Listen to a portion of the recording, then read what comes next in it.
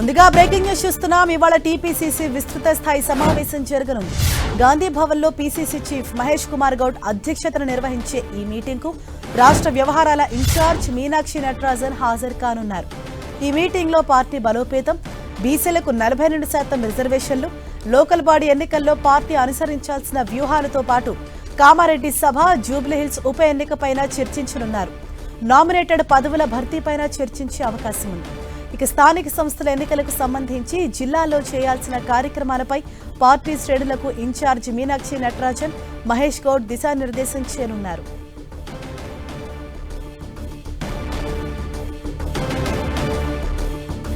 Kamareddy BC declaration లో భాగంగా local body elections లో బీసీ రిజర్వేషన్లను 42% పెంచడానికి అసెంబ్లీ, కౌన్సిల్ ఆమోదించిన బిల్లులు, ఆర్డినెన్స్ ను గవర్నర్ ఆమోదించకుండా రాష్ట్రపతికి పంపటం, పార్లమెంట్లో రిజర్వేషన్ల బిల్లును ఆమోదించకపోవటాన్ని ప్రజల్లోకి మరింత విస్తృతంగా తీసుకెళ్లాలని పార్టీ భావిస్తోంది.